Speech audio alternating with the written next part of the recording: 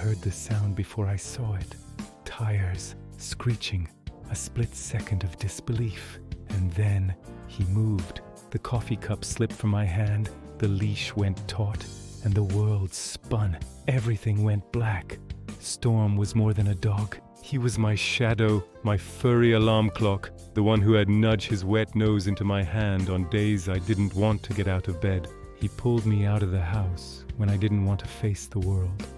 Our walks were a ritual, a silent agreement that no matter what, we'd face the morning together. That day started like any other. The sun was just peeking over the rooftops, casting long shadows across the empty streets. He trotted ahead, his tail a metronome of pure joy. I remember thinking how simple life was for him, how every new smell was an adventure. We were in our own little world, just me and my best friend, surrounded by the quiet hum of the neighborhood waking up. He was the anchor in my often turbulent life, a constant, steady presence, the calm before the chaos. We were approaching the crosswalk at the end of the block. I glanced both ways out of habit, but the street was empty. It was so early, traffic was still light. I took a step off the curb, my mind already on the day ahead, and that's when everything changed. 1 second we were walking, the next a blur of red in my peripheral vision. A truck moving way too fast. Time seemed to stretch and warp. I froze, a deer in the headlights. But Storm didn't freeze. Before my brain could even process the danger, he slammed into my legs with all his strength. It wasn't a nudge, it was a full-body shove. I stumbled backward, my feet tangling, and hit the ground hard. The air rushed out of my lungs. I heard a deafening roar as the truck thundered past, missing me by inches. The wind from it whipped my hair across my face. Then silence, a heavy, ringing silence, broken only by the frantic pounding of my own heart. I laid there on the cold pavement, gasping for air, trying to understand what just happened. The world was a dizzying, unfocused haze. When I could finally push myself up, my hands were shaking so badly I could barely make a fist. My first thought wasn't about me, it was about him. Storm!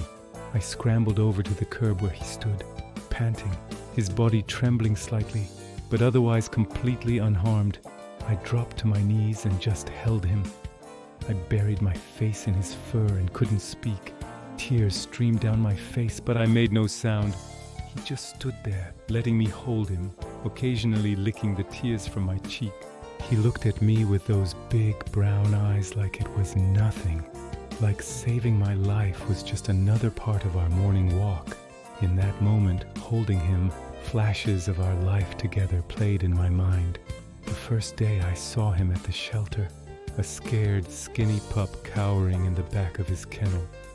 The nights he spent curled at the foot of my bed, the clumsy games of fetch in the park. Every single memory felt like a prelude to this one singular moment of incredible, selfless loyalty. In the days and weeks that followed, something shifted inside me. I looked at the world differently. I looked at him differently. He hadn't just saved me from a truck.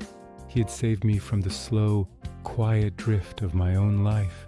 That near-death experience was a wake-up call I desperately needed. I started running, not because I had to, but because I could. I started hiking, breathing in the fresh mountain air, with Storm trotting faithfully by my side. I started smiling again, really smiling. He taught me what loyalty looks like, what unconditional love, without words or expectations, truly feels like. He showed me that every day is a gift, and he was the one who unwrapped it for me. I started living again, not just existing, and through it all he was there, the silent, watchful guardian, sometimes sleeping peacefully at my feet, completely unaware of the profound change he had sparked within me. He was just being a dog, but to me he was everything. I used to tell people the story of how I rescued him from the shelter, how I gave him a second chance. But as I look back, I realize how wrong I was. The truth is, he was sent to rescue me. He was my guardian angel, covered in fur, with a tail that never stopped wagging. He wasn't just my pet. He was my purpose, my protector, my hero. He taught me that the deepest connections we make often have no words at all. They're felt in a shared glance, a trusting lean, a selfless act that asks for nothing in return. If a dog has ever saved your life, whether it was from a speeding truck or just from a lonely Tuesday, tell me your story in the comments below. Someone out there needs to hear it. Thank you for listening. And if you have a furry friend, go give them an extra hug from me. You never know when they might be the hero you need.